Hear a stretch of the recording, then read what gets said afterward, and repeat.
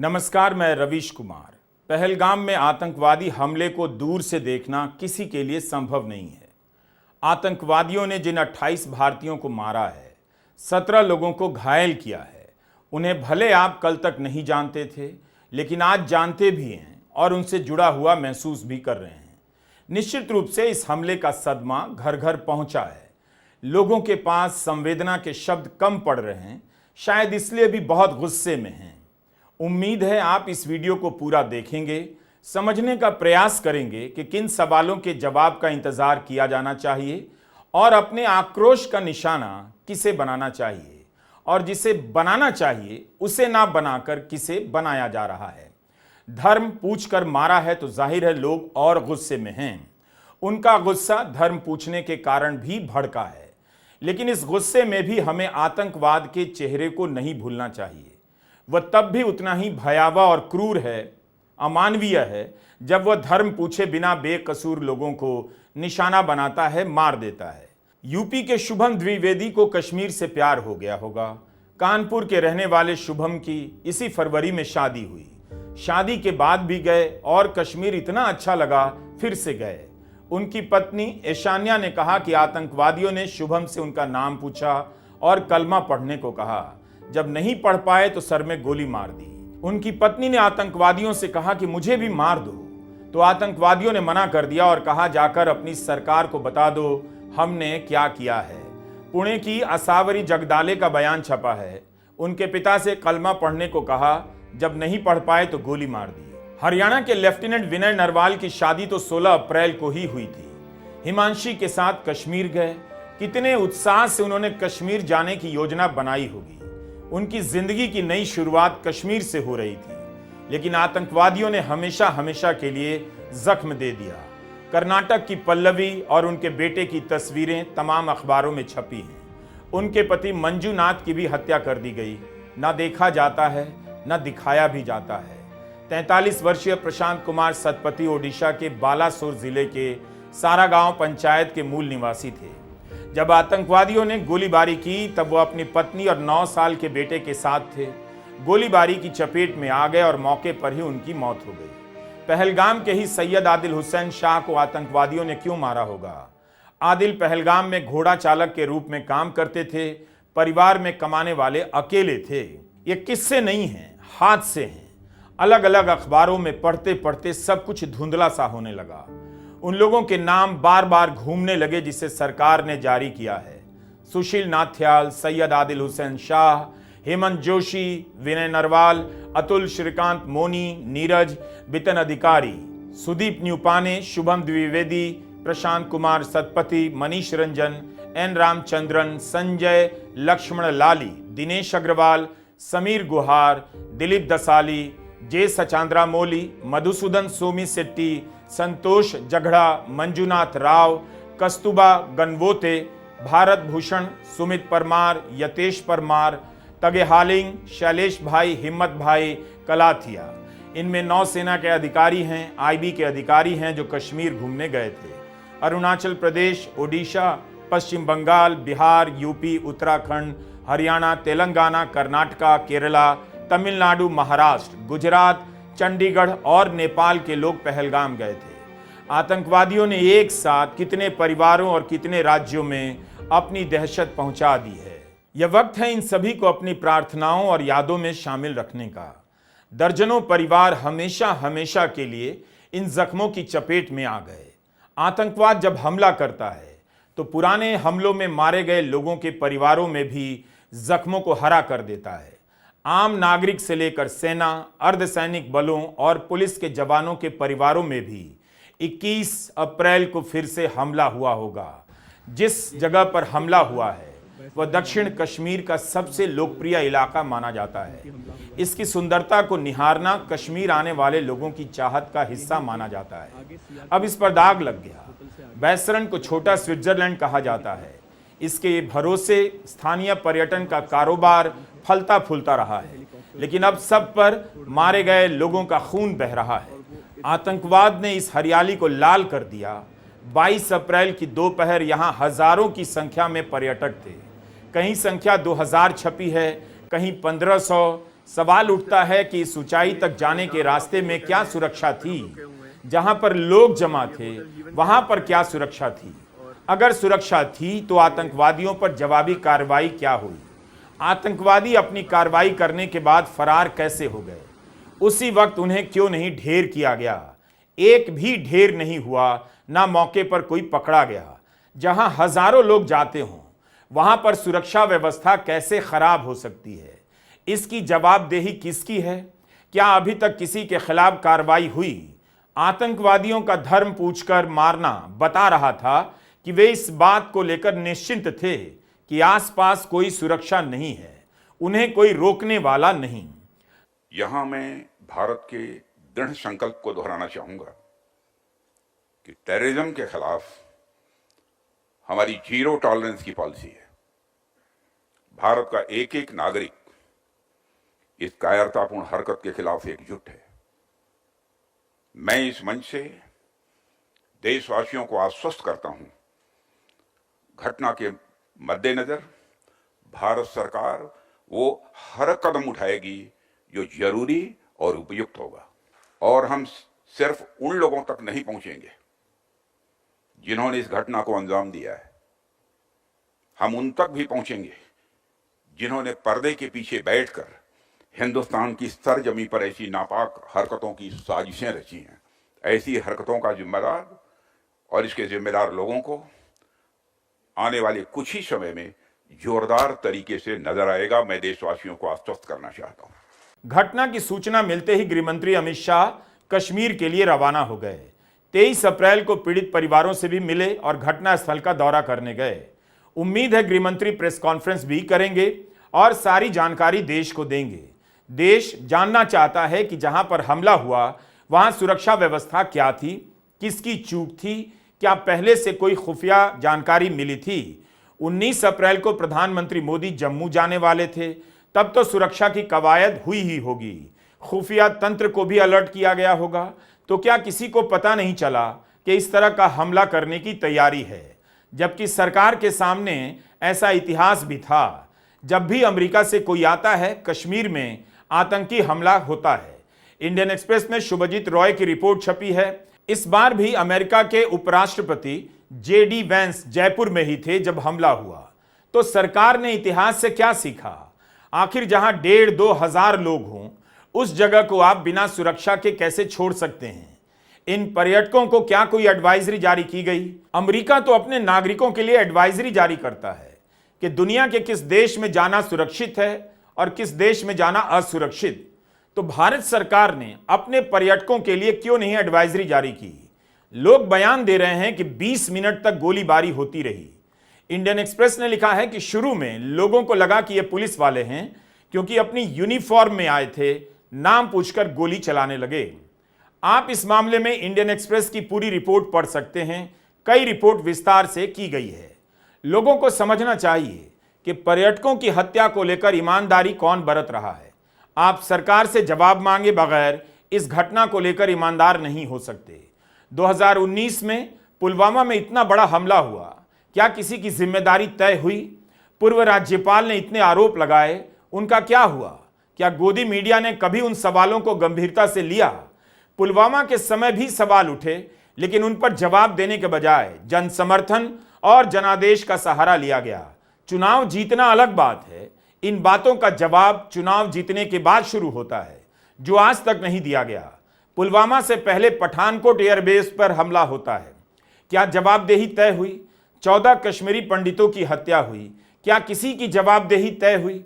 मोदी सरकार में कई शीर्ष पदों पर खास तरह के लोग ही बैठे रहते हैं, कई साल से जमे हैं, उनकी कोई जवाबदेही क्यों नहीं तय होती? हम जैसे लोग ही टारगेट क्यों हो जाते हैं? इस घटना की निंदा करने में विपक्ष की तरफ से कोई पीछे नहीं, सरकार की तरफ से भी नहीं, सबने एक स्वर से निंदा की है। हम कई बार हताशा में निंदा और सांत्वना के स्वरों को निरर्थक समझने लग जाते हैं। स्वाभाविक भी है, लेकिन यही ताकत भी है कि कोई राजनीति नहीं करने के लिए लपका। विपक्ष के हर बड़े नेता ने सरकार के साथ खड़े होने का भरोसा दिलाया। राहुल गांधी ने गृहमंत्री अमित शाह से बात की, जम्मू कश्मीर के मुख्यमंत्री से बात की और साथ खड़े होने का भरोसा दिलाया। जब हर कोई एक साथ है तब फिर क्यों आपस में टारगेट किया जा रहा है? सरकार से पूछने के बजाय मोदी सरकार के आलोचकों से क्यों पूछा जा रहा है?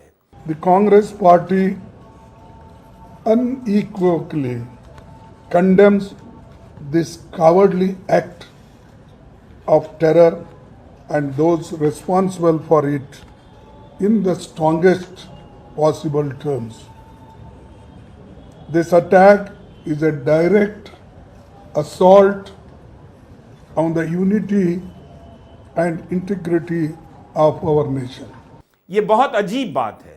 हर विपक्षी दल सरकार के साथ खड़ा है और सत्ता पक्ष के समर्थक विपक्षी दलों के नेताओं और उनकी राजनीति को टारगेट कर रहे हैं। यूपीए की सरकार होती तो अब तक इस्तीफे की मांग को लेकर प्रदर्शन हो रहे होते, टीवी पर एक्सपर्ट सुरक्षा में चूक की बात कर रहे होते, लेकिन इस वक्त विपक्ष को या मोदी सरकार के आलोचकों को टारगेट किया जा रहा है।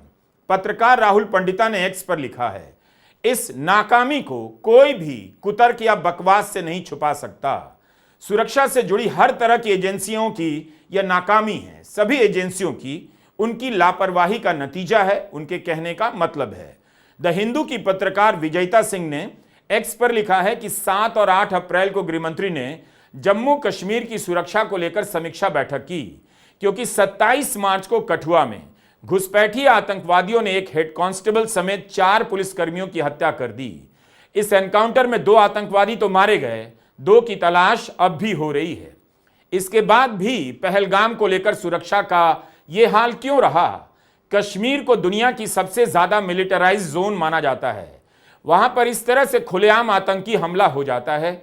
सुरक्षा को लेकर बाकायदा ऑडिट होनी चाहिए कि जिस हिसाब से पर्यटक कश्मीर जा रहे हैं वहां पर सुरक्षा के इंतजाम क्या हैं, जहां हमला हुआ उसके आसपास सुरक्षा कैसी थी, आपात स्थिति की क्या व्यवस्था थी।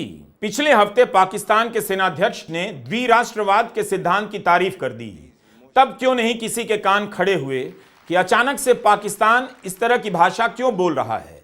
क्या इस बयान का भी आतंकी हमले से कोई संबंध हो सकता है? अचानक से आए इस बयान को लेकर भी सरकार क्यों नहीं सतर्क हुई?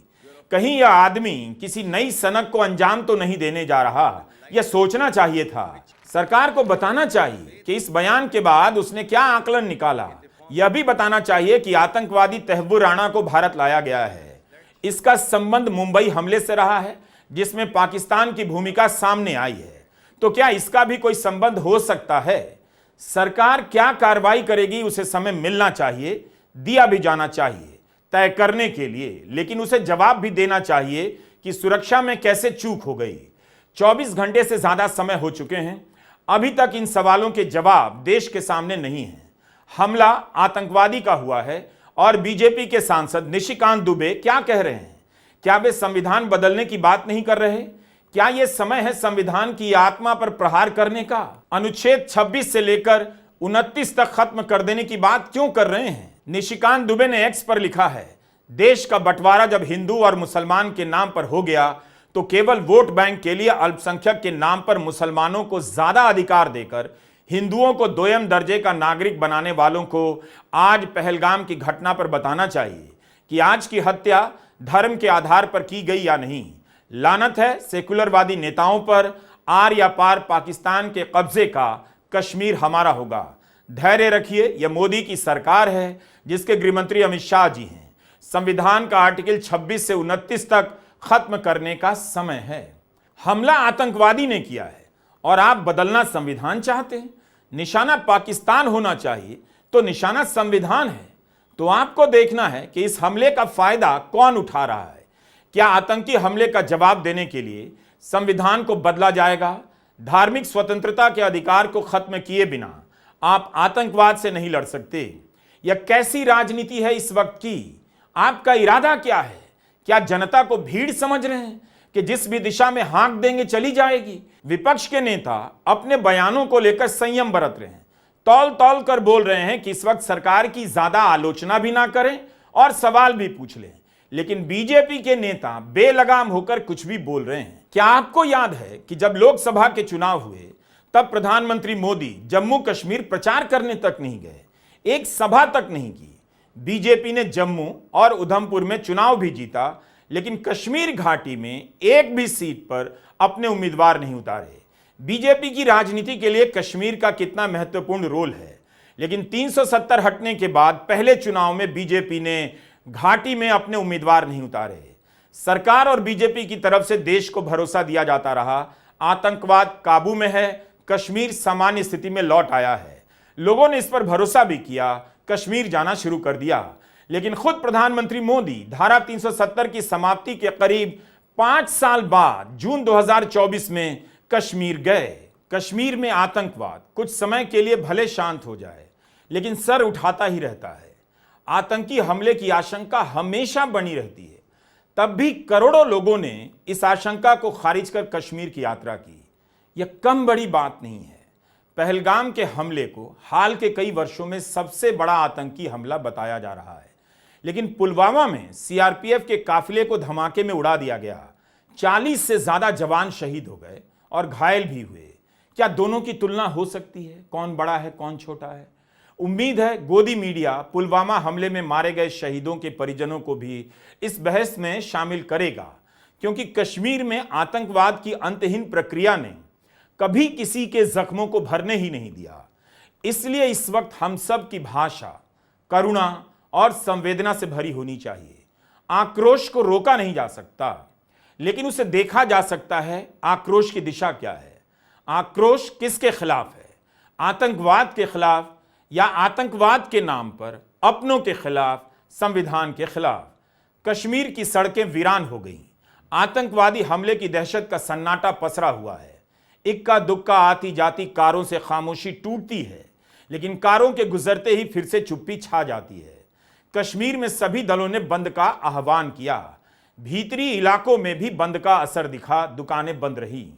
श्रीनगर और पहलगाम में बंद का ऐलान हुआ, दुकानें बंद कर दी गईं। इन रास्तों पर दिखने वाली टूरिस्ट कारें बता रही हैं कि आतंकवादी हमले के बाद किसी तरह से श्रीनगर पहुंचने की जल्दी है। एक हमले के असर में न जाने कितने होटल चंद मिनटों के भीतर वीरान हो गए होंगे और किस हाल में लोगों ने कश्मीर छोड़ा होगा। पर्यटकों का कश्मीर और वहां के लोगों से एक अलग नाता तो बना होगा। इतने सालों में विश्वास नहीं बनता तो कोई शादी के 4 दिन के भीतर कश्मीर जाने की योजना नहीं बनाता। इसी भरोसे के दम पर कश्मीर का जीवन भी चलता है, कारोबार भी।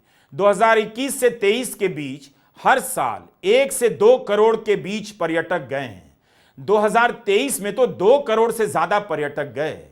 इस साल 37,000 से अधिक विदेशी सैलानी भी गए। तो कश्मीर को पता है कि आतंकवादियों ने उनकी रोजी रोटी पर हमला कर दिया है। धर्म पूछकर मारने वाले आतंकवादी दरअसल कश्मीर के लोगों के रोजगार की हत्या करने आए थे। उनका धर्म कुछ और नहीं। आतंकवादियों को ठीक से पता होगा कश्मीर में लोग लौटने लगे हैं, इसलिए आतंकवाद को धर्म से जोड़ने की जल्दी ना कीजिए। और इस बहस का अब कोई अंत भी नहीं। जो भारत शरबत में जिहाद खोज लेता है, उस भारत में तार्किक बात करना इतना आसान नहीं। कश्मीर जाकर लौट आने वाले करोड़ों पर्यटकों से पूछिए कि क्या उन्हें ऐसा कश्मीर दिखा कि जाकर अफसोस हुआ। अगर होता तो बार बार इतनी संख्या में लोग नहीं जाते। ऐसे वक्त में हमें उन रिश्तों को भी याद करना चाहिए और उसकी बात करनी चाहिए। कितने ही वीडियो वायरल हैं कि कश्मीर के लोग पर्यटकों के लिए खाना लेकर आ रहे हैं, मैसेज डाल रहे हैं कि हमारे घर आकर रुकिए।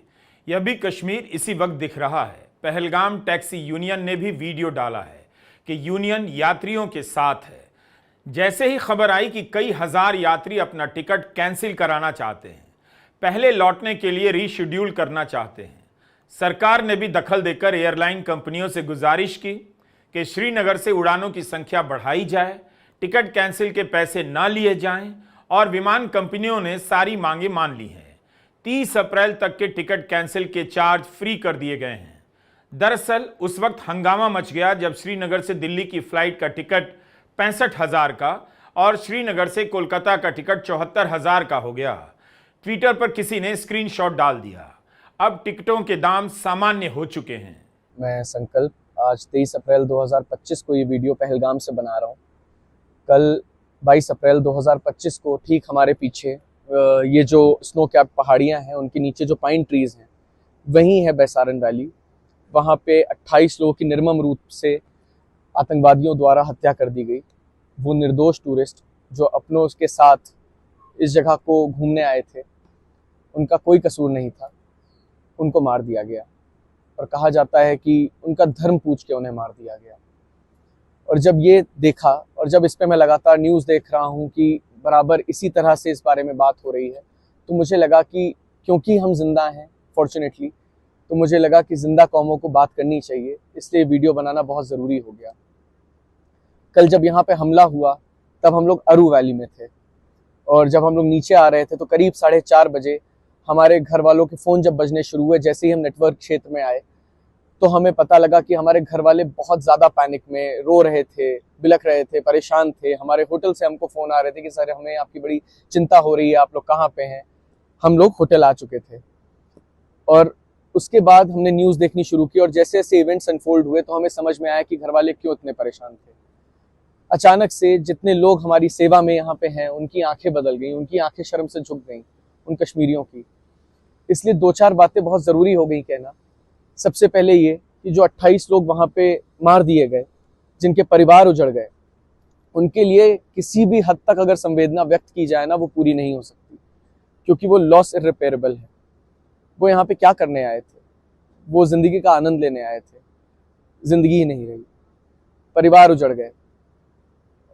और दूसरी तरफ एट द सेम टाइम ये रियलाइज़ हुआ कि जो कश्मीरी लोग हैं, जिनके सिर माथे जिन्होंने हमको अपने लगाया था, उनके परिवार कैसे उजड़ गए।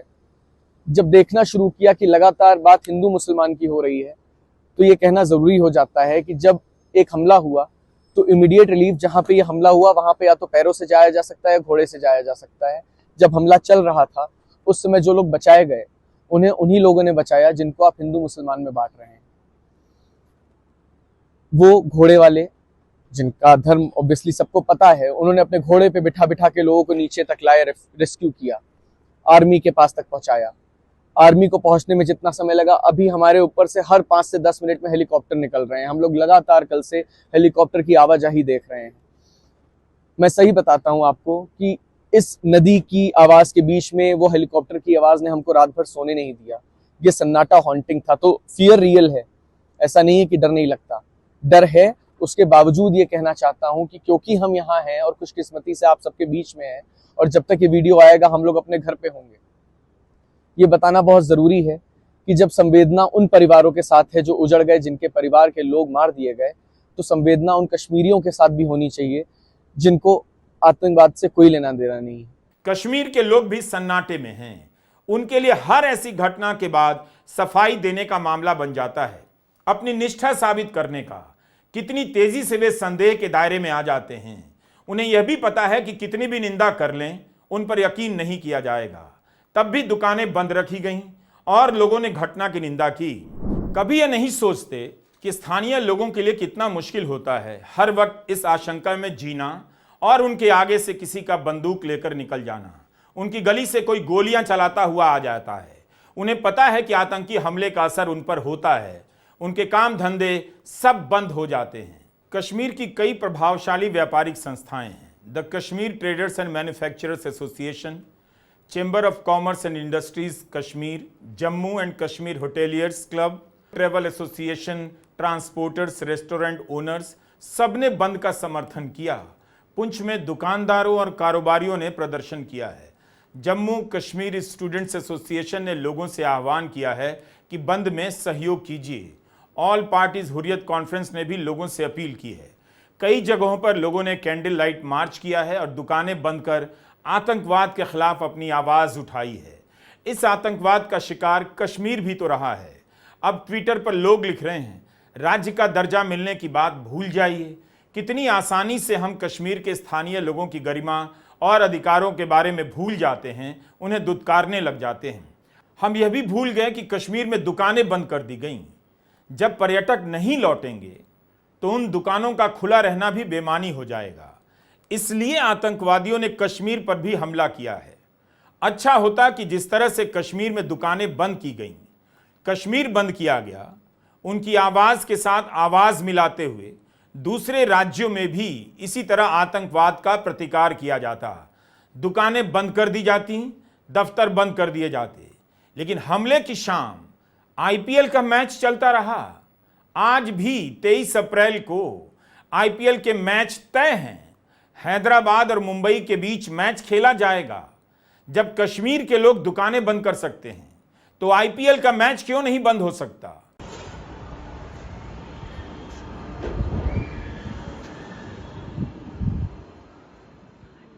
पटना में क्या वायुसेना का एयर शो रद्द नहीं किया जा सकता था?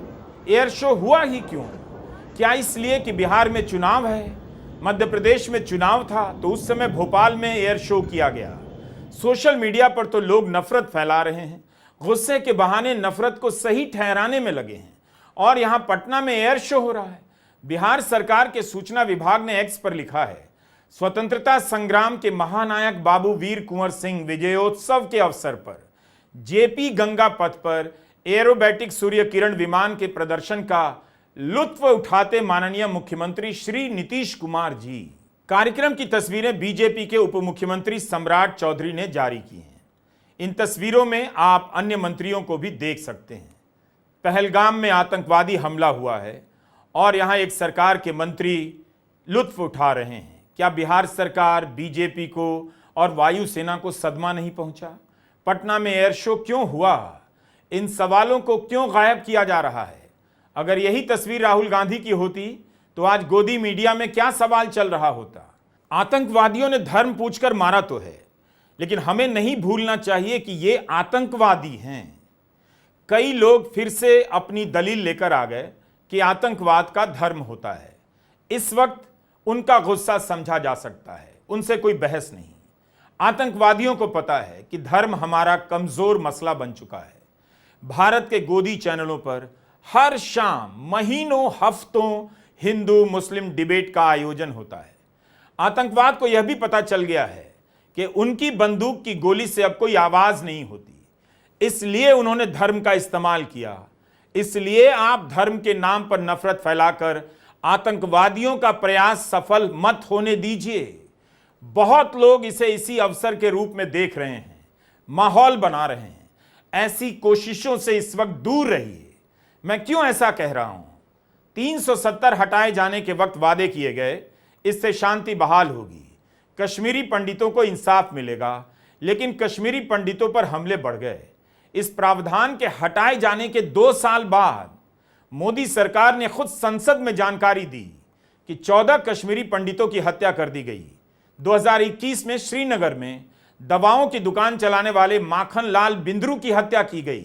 सदमे और सहानुभूति में श्रीनगर के लोग उनके घर पर उमड़ पड़े और उनकी अंतिम यात्रा में बड़ी संख्या में शामिल हुए। सबने आतंकवाद की निंदा की।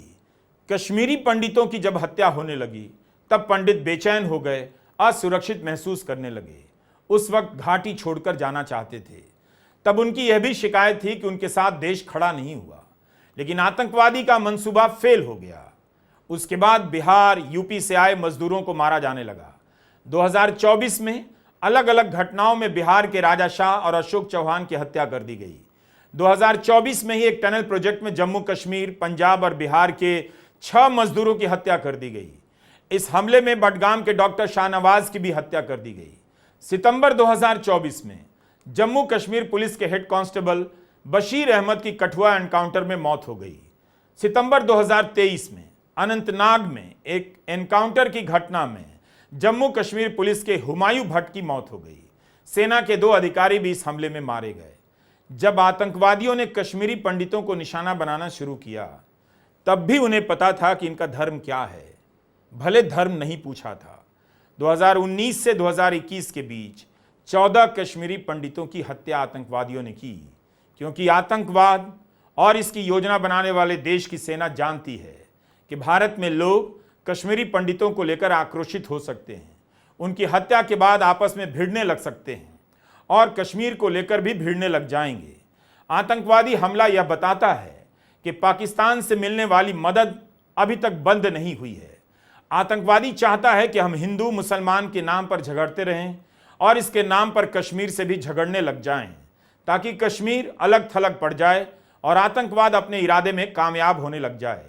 आतंकवादी हमारी कमजोर नसों को जान गया है, लेकिन अफसोस हम आतंकवादियों के इरादों को ठीक से नहीं पहचानते।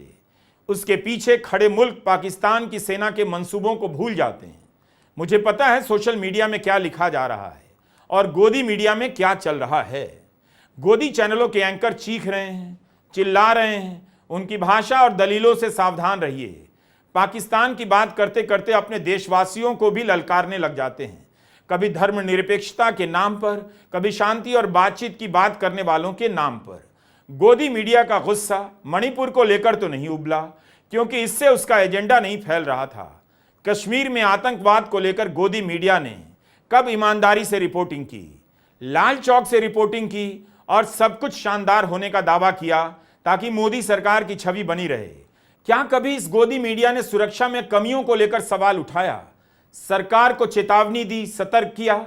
सरकार से करोड़ों रुपए का विज्ञापन किस बात के लिए गोदी मीडिया ले रहा है? क्या केवल तारीफ के लिए, माहौल बनाने के लिए? आप फिर से गलती कर रहे हैं। देश से किन सवालों को छिपाया जा रहा है उसे समझने का प्रयास कीजिए। इस हमले से किसी भी पक्ष को फायदा उठाने मत दीजिए और ना किसी को जवाबदेही से बचने दीजिए। जान लोगों की जाती है, लोगों की गई है। 2 दिन पहले तक गोदी मीडिया की रिपोर्टिंग में कश्मीर मोदी शाह की नीतियों की सफलता का सिंबल था और इतने बड़े हमले के बाद उनसे 2 सवाल तक नहीं। क्या देश को यह सब समझ नहीं आता? रिपब्लिक चैनल के अर्नब गोस्वामी 370 पर चले गए, कहने लगे कोर्ट का सम्मान करता हूं, मगर कोर्ट को 370 की वैधता पर बहस कर समय बर्बाद नहीं करना चाहिए था। अर्नब कहते हैं जज वहां की सुरक्षा व्यवस्था की जिम्मेदारी नहीं लेंगे। ये ऐसे मामले हैं जिनमें सरकारों और सेना को खुली छूट मिलनी चाहिए। इन बातों पर अंतहीन बहस करने की जरूरत नहीं। बार बार याचिकाएं दायर होती हैं, बार बार कोर्ट में बहस होती है और सरकार को अंडरटेकिंग देकर कहना पड़ता है कश्मीर में चुनाव होगा क्यों? यह सवाल अर्नब गोस्वामी उठा रहे हैं। कहते हैं जब हमने 370 हटाया तब क्या हमने कहा था कश्मीर में चुनाव होगा? कश्मीर में चुनाव से कभी भी क्या हासिल हुआ? केवल दल बदलू नेताओं को तथाकथित मुख्यधारा की राजनीति में लौटने का मौका मिला, जबकि मासूम लोगों की जान जाती रही। 370 को लेकर सुप्रीम कोर्ट में सुनवाई हुई, बहस हुई। एक रात एक दिन में तो नहीं हुई, कई साल लगे। और चुनाव की बात हो गई तो उससे दिक्कत है। यह किस तरह की दलील है? आप इस वक्त देश के गुस्से को किस दिशा में ले जाना चाहते हैं? हमला आतंकवादी ने किया और आप टारगेट सुप्रीम कोर्ट को करने लग गए। इसी तरह के बयान के कारण बीजेपी के सांसद निशिकांत दुबे के बयानों की निंदा हो रही है। सुप्रीम कोर्ट के बार एसोसिएशन ने प्रस्ताव पास कर निशिकांत दुबे के बयान की निंदा की है। क्या अर्नब गोस्वामी पहलगाम के हमले की आड़ में निशिकांत दुबे के कुतर्कों को मान्यता दिला रहे हैं? सुप्रीम कोर्ट को क्यों टारगेट किया जा रहा है? सरकार जिम्मेदार नहीं, सरकार की चूक जिम्मेदार नहीं और सरकार से सवाल नहीं। तो गुस्से को कभी सुप्रीम कोर्ट की तरफ, तो कभी धर्मनिरपेक्ष सोच वाले लोगों की तरफ, तो कभी किसी और तरफ मोड़ा जा रहा है। पहलगाम में जो हमला हुआ है उसमें सुप्रीम कोर्ट कहां से आया? 370 की वैधता की बहस का आतंकवादी हमले से क्या संबंध है? सुप्रीम कोर्ट के वरिष्ठ वकील संजय हेगड़े ने इस बात पर एक्स पर पोस्ट किया है। लिखा है, अगर प्रोपेगेंडा फैलाने वाले ने इस हमले में सुप्रीम कोर्ट को इसलिए घसीटा है क्योंकि कोर्ट ने सरकार के इस आश्वासन को स्वीकार किया था कि वह चुनाव करवाएगी, तो इस चैनल पर कड़ी कार्रवाई की जानी चाहिए। लोगों को सिर्फ इतना पूछना चाहिए कि क्या चुनी हुई सरकार के पास कोई शक्तियां हैं? क्या पुलिस और प्रशासन पर उसका कोई प्रभावपूर्ण नियंत्रण रहा है? खुफिया तंत्र की नाकामी को कवर अप करने के लिए कुछ भी चल रहा है। एंकर को पता होना चाहिए कश्मीर की सुरक्षा की जिम्मेदारी किसकी है, वहां क्यों सेना और अर्धसैनिक बल तैनात किए गए हैं। जम्मू कश्मीर रीऑर्गेनाइजेशन एक्ट के एक प्रावधान के बारे में बताना चाहता हूं। इस कानून के 32वें बिंदु में लिखा है, कश्मीर की लेजिस्लेटिव असेंबली पुलिस और पब्लिक ऑर्डर से जुड़े कोई कानून नहीं बना सकती। राज्य की सूची में मौजूद अन्य मुद्दों पर वह कानून बना सकती है, लेकिन पुलिस और पब्लिक ऑर्डर पर नहीं। न जाने बाकी एंकरों ने बहस को क्या दिशा दी होगी। कहने का मतलब है कि संयम में रहा जाए। इस तरह की अनाप शनाप बातों से मारे गए लोगों के परिजनों को ना तो इंसाफ मिलेगा, ना सांत्वना मिलेगी। सांत्वना की जगह कितनी कम बची रह गई है, शोक को कितनी जल्दी भुला दिया गया और अपने एजेंडे को आगे लाकर सुप्रीम कोर्ट को टारगेट किया जा रहा है ताकि लोग सरकार से सवाल ना करें। संविधान को टारगेट किया जा रहा है। उम्मीद है आप इन इरादों की पहचान करेंगे और अपनी यादों में उन सभी को बनाए रखेंगे जिन्हें आतंकवादियों ने मारा है, जिनके परिवार के लोगों के लिए इस सदमे से उबर पाना अब संभव नहीं होगा। यह वक्त कुछ भी बोलने का नहीं बल्कि संयम से समझने और जवाब देने का है। हमारी बातें ऐसी होनी चाहिए कि लोगों को भरोसा हो कि हम इनके साथ हैं, इनके दुख को महसूस करते हैं, ना कि इनके दुख के बहाने अपनी दुकान चला रहे हैं। सब कुछ साफ साफ दिख रहा है कौन अपनी राजनीति का नैरेटिव चलाने लगा है। ऐसे लोगों के लिए सब कुछ आसान हो जाता है। सरकार की जवाबदेही के सवाल गायब हो जाते हैं और पटना में नीतीश कुमार से लेकर बीजेपी के मंत्री एयर शो का लुत्फ उठा रहे हैं। पटना में इसके बाद एक और राजनीतिक कार्यक्रम हुआ है जिसमें बीजेपी के नेता बड़ी संख्या में शरीक हुए। उन कार्यक्रमों को रद्द नहीं किया गया। प्रधानमंत्री ने अपनी यात्रा रद्द कर दी, वित्त मंत्री ने अपनी यात्रा रद्द कर दी, लेकिन बीजेपी का राजनीतिक अभियान बिहार में जारी रहा। बीजेपी के सांसद संविधान की आत्मा से जुड़े 2 बड़े अनुच्छेदों को बदल देने का ऐलान करते हैं। बीजेपी वाकई संवेदनशील पार्टी है, चुनाव को लेकर भी, कश्मीर को लेकर भी। उम्मीद है इस बार आप साफ साफ देख पाएंगे जिम्मेदार कौन है, सवाल किससे पूछा जा रहा है और जवाब कैसे दिया जा रहा है। नमस्कार, मैं रवीश कुमार।